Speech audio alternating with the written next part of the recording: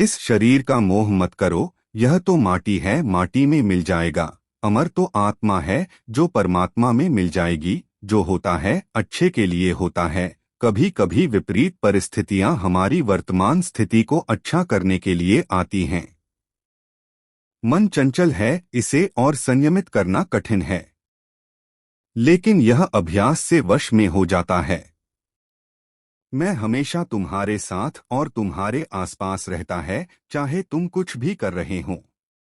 जो कुछ हुआ अच्छे के लिए हुआ, जो हो रहा है अच्छे के लिए हो रहा है, जो होगा वह भी अच्छे के लिए ही होगा। आप वही हैं जिसमें आप विश्वास करते हैं।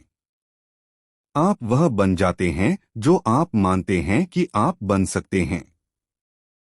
महाभारत लक्ष्य पूरा होगा या नहीं, ये सोचे बिना हमें सिर्फ बेहतर से बेहतर कोशिश करनी चाहिए।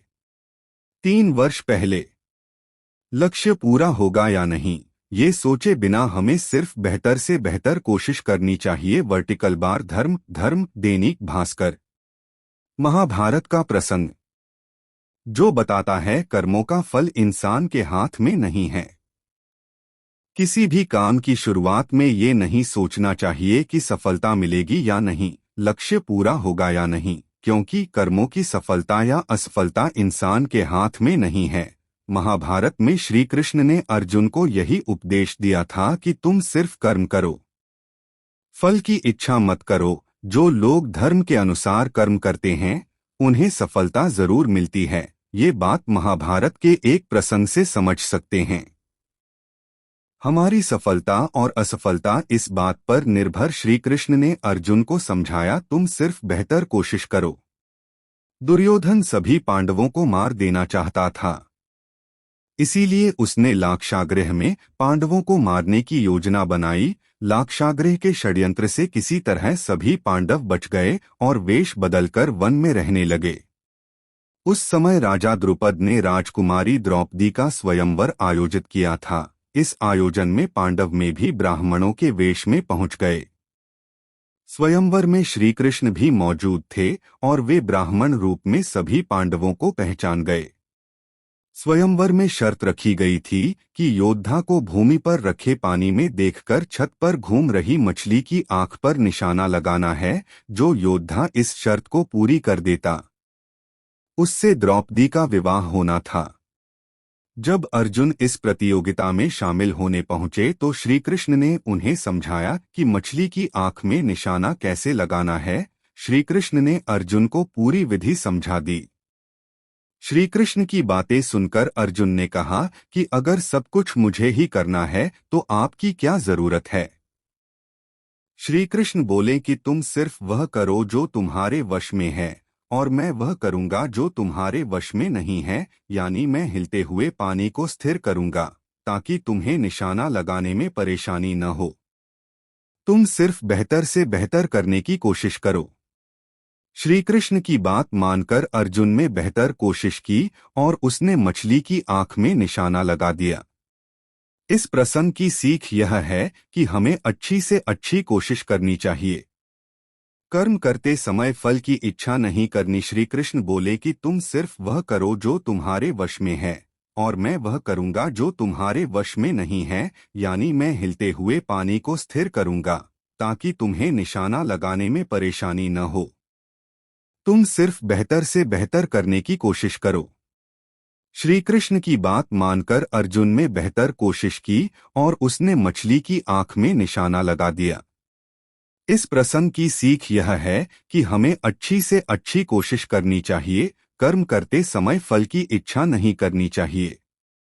अगर फल हमारे पक्ष में नहीं आता है तो निराशा का सामना करना पड़ता है। अपना काम पूरी ईमानदारी से करेंगे तो सफलता जरूर मिलती है।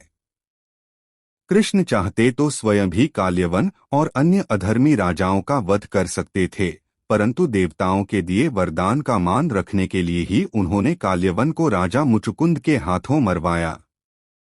इसी तरह बाद में जरासंध का वध पांडु पुत्र भीम के हाथों करवाकर भूधरा का भार कम किया। अवास्तविक चीजों को लेकर मन में कभी डर पैदा मत होने दो। वो वास्तविक नहीं हैं, वह ना तो कभी था और ना कभी होगा। इसके विपरीत जो वास्तविक हैं वह हमेशा से था और उसे ना तो बदला जा सकता है, ना कभी नष्ट किया जा सकता है। जो मनुष्य किसी अच्छे काम में लगा हुआ होता है, आने वाले समय में उसका अंत कभी बुरा नहीं होता है। मनुष्य अपनी 3 प्रमुख कृतियों द्वारा नरक के द्वारा पर पहुंचता है। वे तीनों कृतियां काम, क्रोध और लोभ हैं। मनुष्य का समस्त निर्माण उसके विश्वास के फलस्वरूप होता है। जैसा वह सोचता है, उसी के अनुरूप वह बनता है। परिवर्तन इस संसार का नियम है।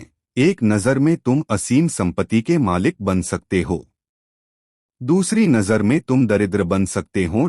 किसी से सच्चा प्रेम होना शुद्धता और दिव्यता का प्रतीक है। जो कुछ भी हुआ है उसमें तेरा कोई योगदान नहीं है, इसलिए तुम्हारी सारी परेशानियां व्यर्थ हैं। हर चीज की शुरुआत मुझसे होती है और खत्म भी मुझ पर आकर ही होती है। इंद्रियों से मिलने वाला सुख सच्चा नहीं होता है। इंद्रियों का सुख पहले तुमको अमृत की मिठास देगा, लेकिन बाद में तुम्हारा विनाश कर देगा। तुम अपने जीवन को सार्थक बना सकते हो, लेकिन इसके लिए तुम्हें मेरी शरण में आना पड़ेगा।